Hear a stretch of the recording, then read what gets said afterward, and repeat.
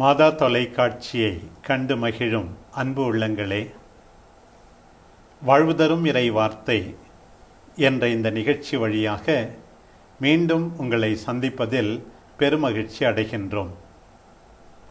மாதா தொலைக்காட்சி வழியாக ஞாயிறு திருவழிபாட்டின் இறைவாக்கு பகுதிகளை பகிர்ந்து கொள்வதில் உண்மையாகவே மக்களின் ஆர்வம் எங்களுக்கு சிறந்த உற்சாகத்தை கொடுக்கின்றது.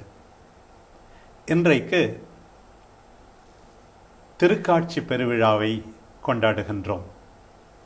இன்றைய முதல் வாசகம் எஸ்ஐயா இறைவாக்கினர் நூலிலிருந்து எடுக்கப்பட்டுள்ள பகுதி 60ஆம் அதிகாரம் 1 முதல் 6 வரை உள்ள இறைவசனங்கள்.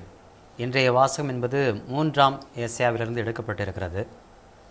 3வது எஸ்ஐயா பகுதிகள், அதாவது 56ஆம் அதிகாரத்திலிருந்து 66ஆம் அதிகாரம் வரை. இந்த பகுதிகள் இஸ்ரேல் மக்கள் பாபிலோனுக்கு நாடு கடத்தப்பட்டு மீண்டும் திரும்பி வந்த பிறகு, அதாவது 539 சைரஸ் மன்னன் பொறுப்பெடுக்கிறான். அதன் பிறகு இஸ்ரேல் மக்களை தங்களுடைய நாட்டுக்கு அனுப்புவதற்கு அனுமதி கொடுத்து அவர்கள் வந்து நாட்டுக்கு வந்து விடுகிறார்கள். நாட்டிற்கு வந்த பிறகு இந்த 3ஆம் எஸ்ஐயாவினுடைய இறைவாக்கு பகுதி என்பது இருக்கிறது. ஆகவே இந்த 3ஆம் எஸ்ஐயாவினுடைய இறைவாக்கு பகுதிகளில் அதிகமாகவே இஸ்ரேல் மக்கள் மீட்டெடுக்கப்பட்டதையும், அதேபோல் மக்களை எப்படி இறைவன் கூட்டி சேர்க்கிறார், எவ்வாறு வளங்களை எல்லாம் கொடுக்கிறார், எவ்வாறு அவர்களை வழி நடத்துகிறார் என்பதையெல்லாம் வலியுறுத்தி சொல்லக்கூடிய பகுதிகளாக இருக்கும். அதேபோல் இந்த 3ஆம் எஸ்ஐயா பகுதியில் இன்னொரு செய்தி என்பது, மீட்பு என்பது இதை இஸ்ரேல் மக்களுக்கு மட்டுமல்ல, மீட்பு என்பது எல்லோருக்கும் உரியது என்ற கருத்தும் என்பது இங்கு வலியுறுத்தப்படும். ஆகவே இங்கு புற இனத்தாரை பற்றியும் கூடுதலாக சொல்லப்படும். குறிப்பாக இந்த பாடலை வழக்கமாக என்ன சொல்கிறாங்கன்னா, யூத வழிபாட்டில் பயன்படுத்திய ஒரு பாடலாக இருக்கலாம் என்றும் சொல்லப்படுகிறது. இங்கு திருக்காட்சி என்பது யாவையினுடைய திருக்காட்சியை முன்னிலைப்படுத்துவதாகவும் இருக்கிறது. எனவே யாவையினுடைய திருக்காட்சியில் குறிப்பாக இங்கு ஒளி மட்டும் சொல்லப்படுகிறது. உன் ஒளி தோன்றியுள்ளது, அதோடைய காரணம் என்ன அப்படின்னா, உடனடியாக அடுத்த வாக்கியம் சொல்லுகிறது, ஆண்டவரின் மாட்சி உன்மேல் உதித்துள்ளது. ஆக உன்மேல் இருக்கிற ஒளி இப்போது நீ வைத்திருக்கிற ஒளி அல்ல, ஆண்டவரின் மாட்சி தான் உன்மேல் ஒளிர்கிறது. ஆண்டவருடைய மாட்சி ஒளிர்வது அல்லது ஒளியும் மாட்சியும் ஆண்டவருடைய வெளிப்பாடுகளுடைய அடையாளம் என்பதை நாம் எசேக்கியேல் 1:4, விடுதலை பயணம் 24, 15 முதல் 17 நம்ம பார்க்குறோம்.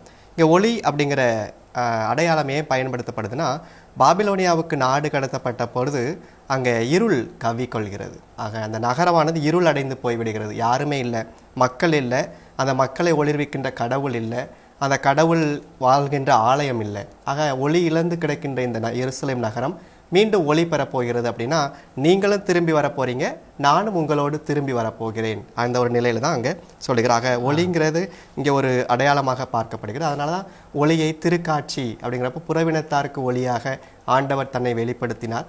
இது புறவினத்தாருக்கும் கதவுகள் திறந்து விடப்படுகின்றன, அவர்களும் உள்ளே அழைத்து வரப்படுவதை நம்ம பார்க்கிறோம். ஆமாம், இந்த ஒளியை பற்றி பேசுகின்ற பொழுது நம்ம பார்த்தீங்கன்னா, தொடக்க நூல் 1ஆம் அதிகாரம் 1-2 வரைக்கும் பார்த்தீங்கன்னா இந்த இருள், அங்கே சொல்லக்கூடிய இருள். ஆகவே அந்த இருளை இங்கே சொல்கிறாரா, அல்லது இந்த அடிமைத்தனத்தினுடைய இருளை சொல்கிறாரா, அல்லது ஆன்மீக இருளை சொல்கிறாரா என்றாலும், அதே போல் அது தொடக்க நூலில் பார்த்தீங்கன்னா 1:31 ஒளி எப்படி இருளை கிழித்து கொண்டு வருகிறது. அதே போல் இங்கே மீட்பு என்பது, இந்த ஒளி என்பது இந்த மீட்பை குறிக்கக்கூடியதாக இருக்கிறது. ஆகவே தான் இந்த ஒளி என்பது எப்படி சொல்லுவாங்கன்னா, கடவுளையே குறிக்கிறது. கடவுளை ஒரு கதிரவனை போல், அங்கு இந்த கடவுள் கதிரவனை போன்று ஒளி வீசக்கூடியவராக இருக்கிறார். அந்த ஒளி என்பது ஏதோ சீயோனுக்கு மட்டுமல்ல, இஸ்ரேல் மக்களுக்கு மட்டுமல்ல, எல்லா இனத்தாருக்கும் உரிய ஒளியாக இங்கே பார்க்கக்கூடிய பார்வை. ஆண்டவரே உண்மையாகவே ஒளி. அந்த ஒளியிலிருந்து தான் மற்றவர்கள் ஒளியை பெற்றுக்கொள்கிறார்கள். துன்பங்கள் துயரங்கள் நிறைந்த ஒரு வாழ்க்கை இருள் அடைந்தது. இருளிலே இருக்கிற மக்களுக்கு நிச்சயமாக ஒரு வெளிச்சம் பிறக்கும், ஆண்டவரை காண்பார்கள், ஆண்டவரிடம் வர முடியும், ஆனால் மகிழ்ச்சி இருக்கும், விடுதலை இருக்கும். 2வது எஸ்ஐயாவும் 3வது எஸ்ஐயும் ஏறக்குறைய இந்த நம்பிக்கை அளிக்கின்ற வார்த்தைகளை மிக அதிகமாக மக்களுக்கு எடுத்துரைப்பதை நாம் பார்க்கிறோம். இன்னொன்று பார்த்தீங்கன்னா 3ஆம் எஸ்ஐயா இந்த மீட்பின் வருகையை பற்றி அதிகமாகவே சொல்வார். இந்த பகுதி மட்டும் இல்லை, 56ஆம் அதிகாரம் 1, அதே போல் 59ஆம் அதிகாரம் 11, 60ஆம் அதிகாரம் 1, 62ஆம் அதிகாரம் 11, 63ஆம் அதிகாரம் 4, 66ஆம் அதிகாரம் 15, இந்த எல்லா இடங்கள்லையும் பார்த்தீங்கன்னா மீட்பு வருகையை பல மொழிகளில் பேசுகிறார். இங்கு ஒளி என்ற அடிப்படையில் பேசுகிறார் மீட்பின் வருகை. எஸ்ஐயா 60:2 உள்ள பகுதியை நம்ம 4 பிரிவுகளாக நம்ம பிரிக்கலாம். பார்த்தா புற இனத்தார் எருசலேம் நோக்கி திரும்பி வருவர் 1, 2 நாடு கடத்தப்பட்ட இழுத்து செல்லப்பட்ட புதல்வர் புதல்வியர் தோளில் தூக்கி வரப்படுவர். 3 கடலின் திரள் செல்வம் சொத்துக்கள் ஒட்டகத்தின் பெரும் திரள் எருசலேம் வரும். 4 பொன்னும் நறுமணப் பொருளும் மக்கள் ஏந்தி கொண்டு வருவர். இதில் இந்த தூக்கி வரப்படுதல் அப்படிங்கிறது ஒரு நல்ல ஒரு அடையாளம். இணைச்சட்ட நூலில் மோசே இஸ்ராயல் மக்களுக்கு கொடுக்கின்ற அந்த ஒரு வார்த்தைகளை சொல்லுவார், தந்தை தன் மகனை தூக்கி வருவது போல் நான் உன்னை தூக்கி வந்தேன். தூக்கி வருதல் அப்படிங்கிறத பாபிலோனிய அடிமைத்தனத்தோடு நம்ம இணைத்து பார்க்கும்போது அடிமைகளை இழுத்து செல்வாங்க, இழுத்து செல்வார்கள். அவருடைய மண் படும், தூசி படும், ரத்தம் படியும், கண்ணீர் வடியும்.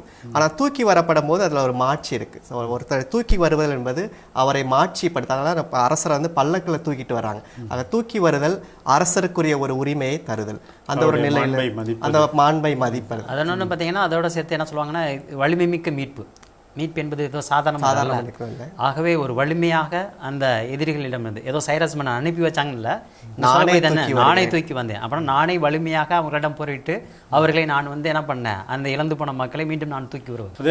11 ஏறக்குறைய அதேதான், கையிலேந்தி தாளாட்டினோம் அப்படிலாம். ஆமா, கரம் பிடித்து வழி நடத்தினோம். அதில் உள்ள அடுத்த அடையாளம் பார்க்குறப்போ பொன் நறுமணப் பொருள். இங்கே பொண்ணு நறுமணப் பொருளும் மற்றவர்கள் ஏந்தி வர்றாங்க. பொண்ணு வழக்கமாக அரசனுக்கு கொடுக்கிற காணிக்கை, நறுமணப் பொருள் கடவுளுக்கு கொடுக்கிற காணிக்கை.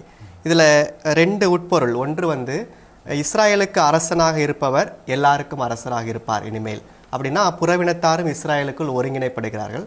2வது அந்த அரசன் யார், இனிமேல் கடவுள் தான் அவர்களுடைய அரசன். ஆக கடவுள் தான் அரசராகவும் கடவுளே கடவுளாகவும் இஸ்ராயல் மக்களுக்கு மட்டுமல்ல எல்லாருக்குமே இருக்கிறார் என்று புறவினத்தாருக்கு ஒட்டுமொத்தமாக கதவுகளை, மீட்பின் கதவுகளை திறந்துவிட்டு அவர்களை அரவணைத்துக் கொள்கிறார் கடவுள். இதுவரைக்கும் கடவுளை ஒரு அரசராக பார்க்கக்கூடிய நிலைமையிலிருந்து கடவுளே அரசர், கடவுளே மீட்பர் என்ற பார்வையும் இங்கு இணைத்து சொல்லப்படுவது. அதனால்தான் பின்னாடி நம்ம பார்த்தீங்கன்னா இந்த திருக்காட்சி பெருவிழாவில் அந்த வேற்றின் அரசர்கள் இயேசுவுக்கு கொடுக்கக்கூடிய பொருள் பார்த்தீங்கன்னா இதுதான். இந்த காணிக்கை இந்த பின்னில தான் இருக்கும், பொன் நறுமணம் என்பதுதான். ஒன்று ஒளியாகிய கடவுள், தன்னுடைய மக்கள் ஒளியில் இருக்க வேண்டும் என்று விரும்புகின்ற கடவுள். சில சமயத்தில் தெரிந்து கூட வராமல் இருக்கலாம், இவங்க எல்லாரும் வராங்க, பிற இனத்தார் கூட வந்து சேர்றாங்க, அதுவும் அன்பளிப்புகளோடு வராங்க, குழந்தைகளோடு வராங்க, தங்களுடைய நம்பிக்கைகள் எல்லாம் ஏந்தி வருகிறார்கள். இதெல்லாம் பார்க்கும்போது உண்மையாகவே எல்லாமே முடிஞ்சு போச்சுன்னு இருக்கிற மக்கள் எல்லாருக்கும், இன்றைய சமூகத்திலும் சரி அந்த நாட்களிலும் சரி, எல்லாருக்கும் இன்னொரு சான்ஸ் இருக்குது, செகண்ட் சான்ஸ் இருக்குது. ஆண்டவர் ஒரு மீட்பராக நிச்சயமாக தோன்றுகிறார், அவரை நோக்கி வாருங்கள்னு அழைப்பு விடுக்கிற மாதிரி நம்ம புரிஞ்சுக்கலாம். அதில் ஏன்னா இஸ்ரேல் மக்கள்கிட்ட இருக்கக்கூடிய ஒரு பெரிய பிரச்சனைனே தான் தேர்ந்தெடுக்கப்பட்ட மக்கள், அது உடைக்கக்கூடிய தன்மை என்பது இருக்கும். 3ஆம் மேசை அதை ரொம்ப எளிமையாக உடைச்சிருவார். இது நீங்கள் மட்டும் இல்லை, இறைவன் எல்லோருக்கும் உரியவர். அதை தான் இங்கே மீண்டும் அழுத்தி சொல்வார். அதான் திருப்பாடல் 72 இன்றைக்கு கொடுக்கப்பட்டிருக்கிறது. அதுவும் எல்லா இனத்தவரும் உமக்கு ஊழியம் செய்வார்கள்.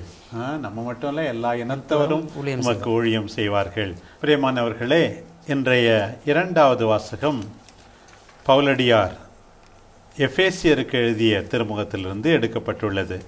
3ஆம் அதிகாரத்திலிருந்து கொடுக்கப்பட்டுள்ள அந்த பகுதியை பற்றி சற்று சிந்திப்போம். நீரோ மன்னனுக்கு முன்னால் விசாரணைக்காக ஒரு கைதியாக இருக்கிறார் பவுல்.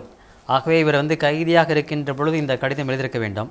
ஆகவே இங்கே பார்த்தீங்கன்னா யூதனுடைய வெறுப்பு, பழிவாங்கும் குற்றச்சாட்டு இதுகளுக்காக காத்திருக்கிறார். ஆகவே இப்படிப்பட்ட ஒரு சூழல் ஒரு வாடகை வீட்டில் தான் இவர் சிறை காவலில் இருக்கார். அதனால தான் பார்த்தீங்கன்னா 3ஆம் அதிகாரம் முதல் வசனத்தில் பார்த்தீங்கன்னா, நான் உங்களுக்காக கிறிஸ்து இயேசுவின் பொருட்டு பவுலாக்கிய நான் கைதியாக இருக்கிறேன். ஆகவே கைதியாக இருக்கக்கூடிய சூழல் நான் ரோமைக்கு மட்டும் கைதி இல்லை, இங்கே அவர் சொல்லக்கூடிய விஷயம் என்னன்னா, கிறிஸ்துவுக்கும் நான் கைதியாக இருக்கிறேன். கிறிஸ்துவுக்கு அவர் கைதியாக இருப்பதை பற்றி அவர் வெட்கப்படவில்லை, அதில் மகிழ்ச்சி அடைகிறார். அந்த சூழ்நிலையில் தான் பெற்றுக்கொண்ட அழைப்புக்காக நன்றி கூறுகிறார். அதுவும் புற இனத்தாருக்கு நற்செய்தி அறிவிக்க தான் பெற்றுக்கொண்ட அழைப்பை பற்றி அவர் பெருமைப்படுவது போலத்தான் பவுலடியார் இங்கே. ஆமாம், அதனால தான் 2வது வசனத்தில் அவருடைய அழைப்பை ஒரு இறை வெளிப்பாடாகவே சேர்த்திருக்கிறார். பிற இனத்தாருக்கு தான் ஆற்றுகின்ற திருப்பணியை பற்றி அறிமுகம் செய்கிறார். அந்த அறிமுகம் செய்வதற்காக அவர் தொடக்கத்தில் எடுக்கக்கூடிய ஒரு வார்த்தை என்ன அப்படின்னா, மறைபொருள். அடிப்படையாக இருக்கக்கூடியது நற்செய்தி, குட் நியூஸ். குட் நியூஸுங்கிறது ஒரு அறிவிக்கப்பட்ட தொகுப்பு அல்ல, மாறாக இயேசுவே நற்செய்தி. ஆக இயேசுவின் வழியாக என்ன நடக்குது, பிற இனத்தார் உடன் உரிமையாளரும் ஒரே உடலின் உறுப்பினரும். ஒரே உடல்ங்கிறது திருச்சபை என்ற ஒரு மறையுடல். அந்த மறையுடலுக்குள்ள உறுப்பினராக ஆகிறார்கள். ஆகும்போது என்ன நடக்குதுன்னா வாக்குறுதியின் உடன் பங்காளிகள். அப்போ இனிமேல் அவங்க வந்து திருச்சட்டம் அல்ல, வாக்குறுதி, கடவுளுடைய வாக்குறுதியின் வழியாக அவர்கள் பங்காளிகள் ஆகிறார்கள். அதில் என்ன கிடைக்குதுன்னா அவர்களுக்கு உடன் உரிமையாளர். ஆக யூதர்களுக்கு மட்டும் உரிமை அல்ல, புறவினத்தாருக்கும் உரிமை என்பதை ஒரு மறைபொருளாக விளக்குகிறார் பவுலடியார். இந்த மறைபொருளை பற்றி அவர் என்ன சொல்றாருன்னா, மறைபொருள் என்பது அன்பு, இரக்கம், கடவுளின் அருள். இவை மூன்றும் யூதருக்காக மட்டுமல்ல, அது எல்லோருக்கும் உரியது. அதற்காக தான் இறைவன் வெளிப்படுத்துகிறார். அந்த வெளிப்பாடு எனக்கு மட்டுமல்ல, ஆகவே அந்த வெளிப்பாடு புறவினத்தாருக்கும் உரியது என்பதனை சொல்வதற்காக தான் இங்கே வலியுறுத்தி சொல்றார். பவுலுடைய நற்செய்தியை வந்து அறிவிக்க சிலர் இடரல் படுகிறார்கள்.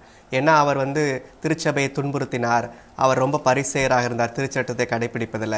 அப்படி இருக்கும்போது அதை ஏற்றுக்கொள்ள இடரல் பட்டதுனால தான் அவர் வந்து எனக்கும் வெளிப்படுத்தப்பட்டது, நானும் திருத்துதர் தான், தன்னுடைய நிலையை மறைமுகமாக அங்கே அவர் வலியுறுத்துவதை நம்ம இங்கே பார்க்கிறோம். அந்த வெளிப்படுதல் புறவினத்தார் நற்செய்தியை ஏற்றுக்கொண்ட பிறகு, அவர்களுக்கு நற்செய்தி அளிக்கப்பட்ட பிறகு, ஒன்று அவர்கள் உடன் உரிமையாளர்கள்.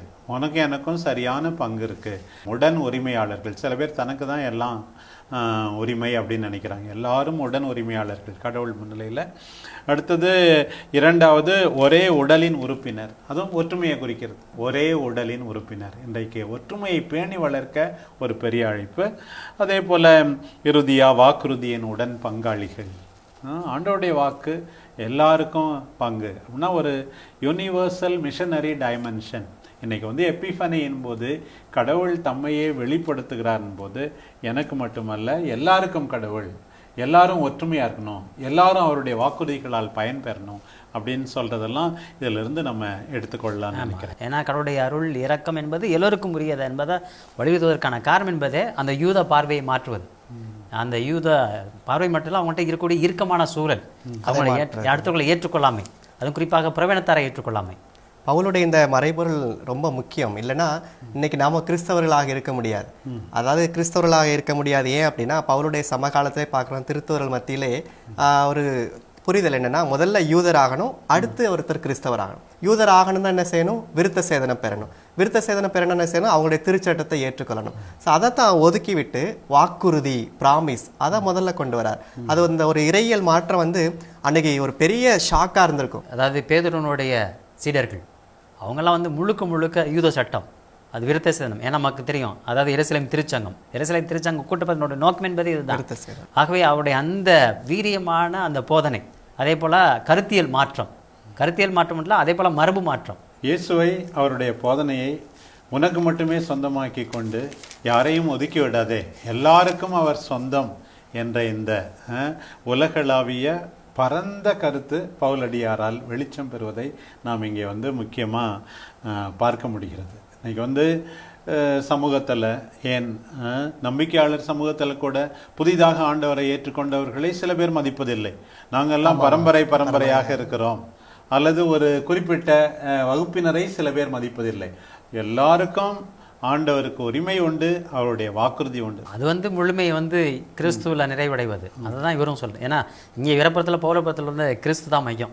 அதனால் பின்னாடி உங்களுக்கு சொல்லும்போது கூட சொல்லுவார், திருமுழுக்கு பெற்ற நாம் அனைவருமே கிறிஸ்துவனுடைய அடிமைகளாக இருக்க வேண்டும் என்ற அந்த பின்னணியும் என்பது தான். அதனால தான் வந்து இந்த பிரித்து பார்க்கக்கூடிய பார்வை என்பது இருக்க. பிரியமானவர்களே, இன்றைக்கு வாசிக்கப்படுகின்ற நற்செய்தி பகுதியானது மத்தேயு நற்செய்தி 2ஆம் அதிகாரத்திலிருந்து கொடுக்கப்பட்டுள்ளது. 2ஆம் அதிகாரம் 1 முதல் 12 வரை உள்ள இறைவசனங்கள். இயேசுனுடைய பிறப்பை வந்து அக்காலகட்டத்தில் இருந்த அரசியல் சமூக நிகழ்வோடு மத்தேயு தொடர்படுத்துகிறார். இப்போ எடுத்துக்காட்டுக்கு வந்து பார்த்திங்கன்னா ஏரோது, அப்போ குறிப்பாக வந்து ரோமை பேரரசின் கீழ் வந்து அடிமையாக வாழ்ந்த காலம். அப்போ இங்கே யூதேயா, சமாரியா, கலிலேயா வந்து ஏரோது ஆட்சி செய்தான். இப்போ ஏரோதை பற்றி நம்ம பார்க்கின்ற பொழுது தெரியும், அவன் வந்து ஏறக்குறைய 47 வந்து இவன் கலிலேயாவினுடைய ஆளுநராக இருந்தவன். 40 வந்து ரோமை பாராளுமன்றத்தில் யூதர்களின் அரசன் என்ற பட்டத்தை பெற்றவன். அதுதான் வந்து இந்த ஏன் யோசிக்கணும்னா, இவன் யூதர்களின் அரசன் என்ற பட்டத்தை பெற்ற இவனுக்கு திடீர்னு யூதர்களை ஆள்வதற்கு ஒரு அரசன் பிறந்திருக்கிறான்னு சொன்னோன்னா என்னடா, அதாவது அதனால் இந்த அரசியல் பின்னணி தான் வந்து அவனை வந்து இயேசுவை கொலை செய்வதற்கு அங்கே தேடக்கூடிய ஒரு நிகழ்வாக நம்ம பார்க்குறோம். இது ஒரு இறையியல் நிகழ்வாகவும் நம்ம பார்க்கலாம். ஒரு கேள்வி வருது, ஏன் ஒரு குழந்தையை மட்டும் காப்பாற்றணும், அவர் கடவுளாக இருக்க முடியுமா, அப்போ மற்ற குழந்தைகளுக்கெல்லாம் என்ன ஆனார், அப்போ மற்ற குழந்தைகளை வைத்து ஏன் ஒரு குழந்தையை காப்பாற்றுவதன் வழியாக கடவுள் தன்னையே பெரிய ஆளாக காட்டணுங்கிற ஒரு இறையியல் சிக்கலும் இதில் நம்ம இருக்குது. உண்மையாக முக்கியமான கேள்வி நிறைய பேர் கேட்குறாங்க. எங்களுக்கு மட்டும் ஏன் நடக்குது, ஆனால் எகிப்துக்கு குழந்தையை அனுப்பணும், அதற்கான ஒரு இறையியல் கட்டாயமாக இந்த நிகழ்வை இருக்கலாம். ஸோ அது வரலாற்று நிகழ்வு என்று சொல்வதை விட இறையியல் நிகழ்வு நம்ம எடுத்துக்கொள்ளலாம். மத்தேயு நற்செய்தியில் ஏறக்குறைய 5 முறை பழைய ஏற்பாடு மேற்கோள் காட்டப்பட்டிருக்கிறது. அந்த 5 நிகழ்ச்சிகளுமே இது இவ்வாறு நிகழ்ந்தது. முதல்ல வந்து கன்னி கருத்தாங்கியது, அதே போல் இந்த இவர்கள் வந்து வணங்குவது, அதே போல் எகிப்துக்கு ஓடி போவது, எகிப்திலிருந்து என் மகனை அழைப்பது, அப்புறம் நசரேன் எனப்படுவது. இந்த 5ம் வந்து மத்தேயு நற்செய்தி முதல் 2 அதிகாரத்திலேயே வழங்கப்பட்டு இந்த பின்னணியில் எந்த அளவுக்கு உண்மை இல்லை என்பதை விட இறைவனின் திட்டம் எவ்வாறு நிறைவு பெறுகிறது என்பதையும் நம்ம வந்து பார்க்கலாம். அதில் முதல்ல பார்க்குறோம், ஏரோது அரசன் காலத்தில் யூதேயாவில் உள்ள பெத்லகேமில் இயேசு பிறந்தார். ஸோ இதில் வந்து நேரமும் காலமும் அப்படின்னு சொல்லும்போது வரலாற்றுக்குள்ளே கடவுளை கொண்டு வர ஒரு நிகழ்வாக அது ஒரு அடையாளமாக நம்ம பார்க்குறோம். ஞானிகள் அப்படிங்கிற வார்த்தையை நம்ம பார்த்தோம் அப்படின்னா மஜை என்று நம்ம மாகூஸ் அப்படின்னா கிரேக்கத்தில் இருக்குது. பல நேரங்கள் நம்ம அரசர்கள் என்று சொல்கிறாங்க. அரசர்களாக இருக்க வாய்ப்பில்லை. ஏன்னா அரசர்களாக இருந்தால் என்ன செஞ்சிருப்பார் ஏரோது, நீங்கள் இங்கே இருங்க, நான் காவலாளிகளை அனுப்பி விசாரிக்கிறேன் அப்படின்னு சொல்லியிருப்பார். ஏன்னா அரசருக்குரிய மரியாதை அதுதான். ஆனால் நீங்கள் போய் பாருங்கன்னு அனுப்புகிறப்ப அந்த அளவுக்கு அரசவையில் உள்ளவங்க கிடையாது. இவங்க ஒரு வானியல் சாஸ்திரங்கள் படித்தவங்களாக இருக்கலாம், அஸ்ட்ராலஜர்ஸ் அல்லது அஸ்ட்ரானமர்ஸ், இந்த 2 நிலைக்குள்ள தான் அவங்க இருக்க முடியும். நமக்கு வந்து தானியலே எடுத்துக்காட்டு இருக்குது. இப்போ தானியல் 1:20, 2:2, 4:4, 5:7 பார்த்தீங்கன்னா இந்த மந்திரங்கள் தந்திரங்கள் நடத்தியவங்க, அதே போல் கனவு காட்சிகளை விளக்கியவர்கள், அதே போல் வந்து இயற்கை நிகழ்வுகளை சொல்லக்கூடியவங்க, அதே போல் அந்த மருத்துவ கலைஞர்கள், வானியல் வல்லுநர்கள், இவங்களையும் வந்து சொல்வது என்பது இயல்பு. அதுதான் கிரேக்க மொழியில் மாகி என்பதும் இந்த பின்னணியில் தான் சொல்லப்பட்டிருக்கும் என்பது நமக்கு சொல்லக்கூடிய விஷயம்தான். ஆனால் பிற்காலத்தில் வந்து இவர்களை அரசராக பார்க்கக்கூடிய பார்வை இருந்திருக்கலாம். அதுக்கு ஒரு காரணம் திருப்பாடல் 71:11, அதே போல் எஸ்ஐயா 49:7, 60, அதே போல் எஸ்ஐயா 61:6 வரைக்கும் இந்த பகுதியெல்லாம் பார்த்தீங்கன்னா ஒருவேளை இந்த பகுதியினுடைய பின்னணியில் தான் இவங்களை வந்து ஞானிகளை வந்து ஒரு அரசர்களாக பார்க்கக்கூடிய பார்வை என்பது இருக்கிறது. இந்த ஞானியர் எண்ணிக்கையும் நமக்கு 3 பேர் வந்தாங்களா 2 பேர் வந்தாங்களா, 3 காணிக்கை பொருட்களை வைத்து நம்ம வரலாற்றில் மரபுல 3 பேர் என்று சொல்றோம். அவர்களுக்கு பெயர்களும் இட்டிருக்கிறோம். ஆனா இதுல எத்தனை பேர் வந்தாங்க குறிப்பு நம்மளுடைய பாடத்துல இல்லை. சில பேர் 2 சொல்றாங்க, 3, அடுத்தது 4, 8, 12, 5 ட்ரெடிஷன் இருக்குது இந்த நம்பரை பற்றி.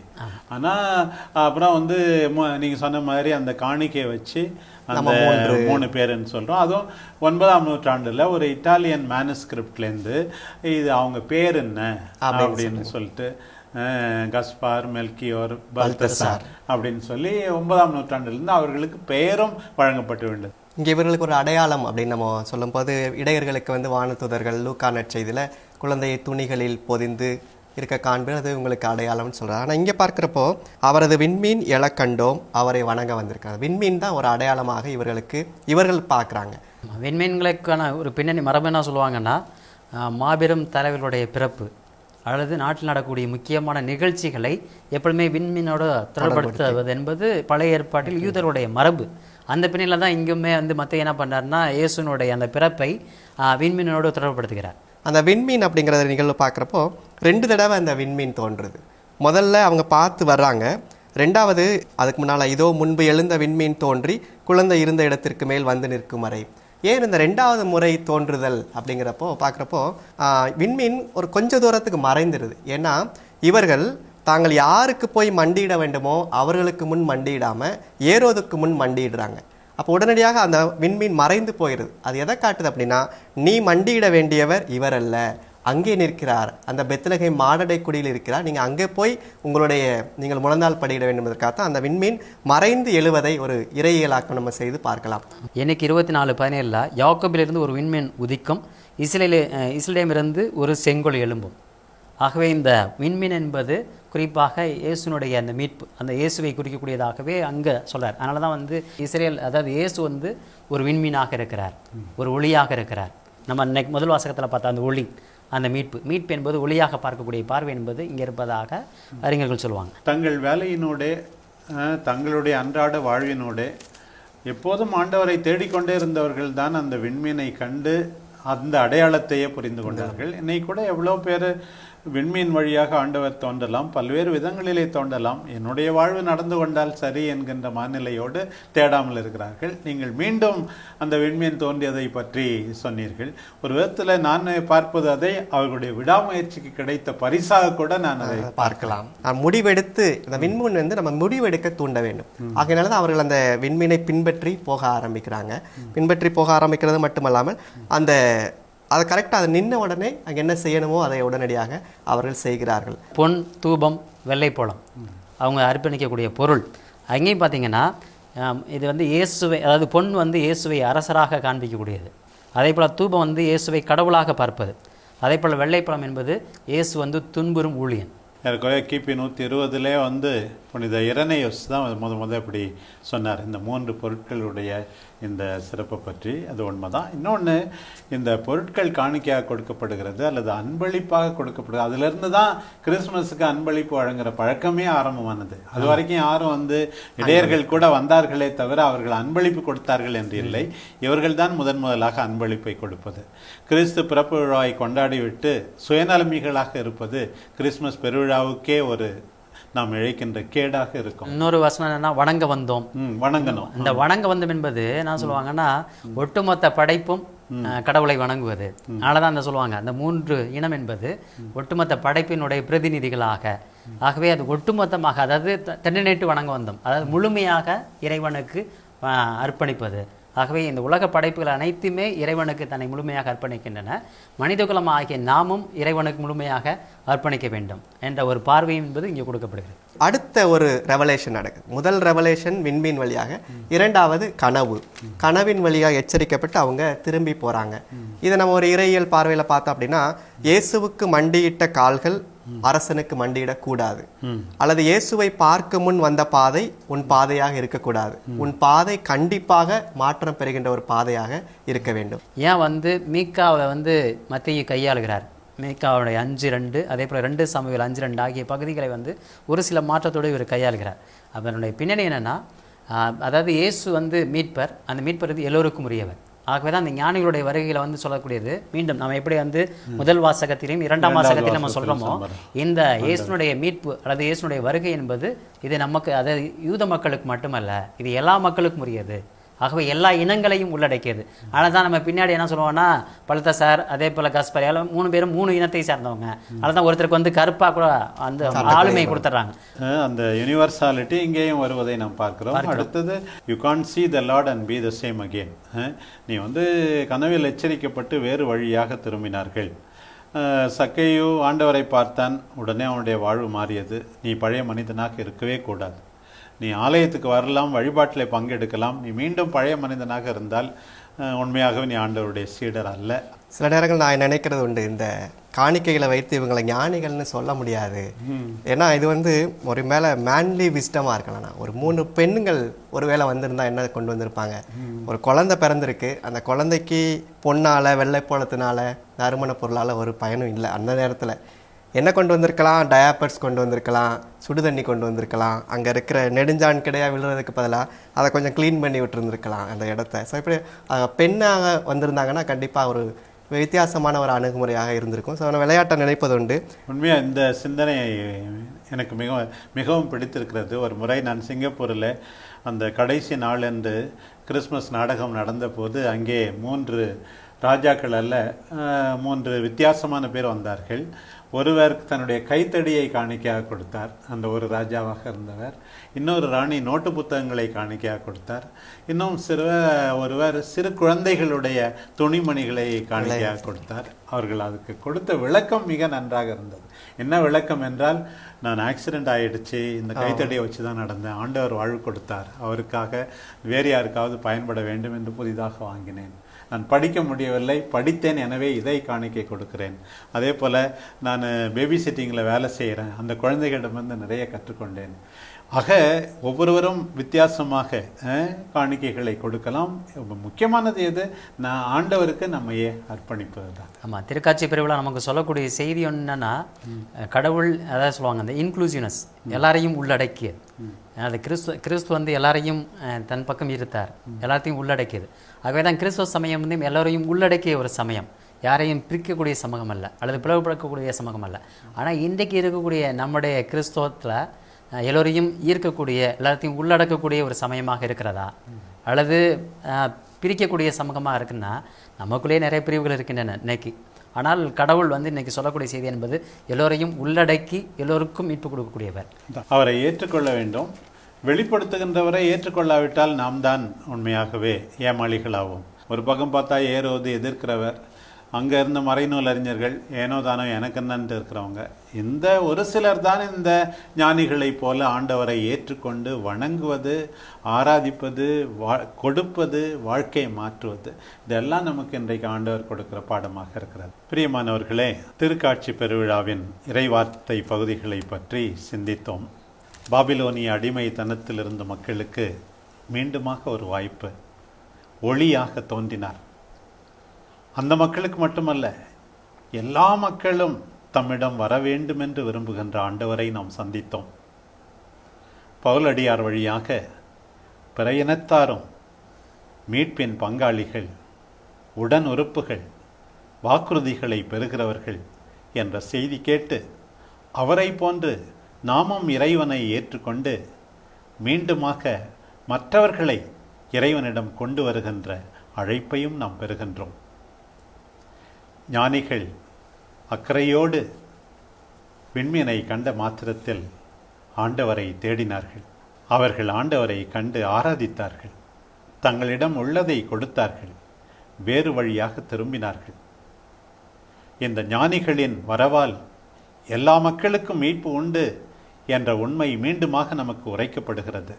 வெளிப்படுத்துகிற ஆண்டவரை எதிர்க்காமல், ஏனோ தானோ என்றிராமல், நாம் எல்லாரும் வாழ்வு தரும் இறை வார்த்தையை ஏற்றுக்கொண்டு அவரால் வாழும்போது, அவருடைய அடிச்சுவட்டில் நடக்கும்போது வாழ்வு மிளிரும், ஒளி நம்முடையதாகும், இருளிலிருந்து விடுதலை பெறுவோம் என்பதை இன்றைக்கு உணர்ந்து கொள்வோம். வாழ்வு தரும் இறை வார்த்தை எல்லாரையும் இறைவனுடைய அன்பை அனுபவிக்க தூண்டுகின்ற இறை வார்த்தை. வாழ்வு தரும் இறை வார்த்தை நம் எல்லாரையும் ஒற்றுமையாக வைத்திருக்கின்ற இறை வார்த்தை. வாழ்வு தரும் இறை வார்த்தை அதன்படி நடக்க நம்மை தூண்டுகின்ற இறை வார்த்தை. இந்த வார்த்தையின் ஒளியில் வாழ வாழ்த்துகிறோம். வாழ்வு தரும் இறை வார்த்தை என்ற இந்த நிகழ்ச்சி வழியாக மீண்டும் உங்களை சந்திக்கும் வரை உங்கள் அனைவருக்கும் நன்றி கூறி விடைபெறுகிறோம். இயேசுவே புகழ், மரியே வாழ்க.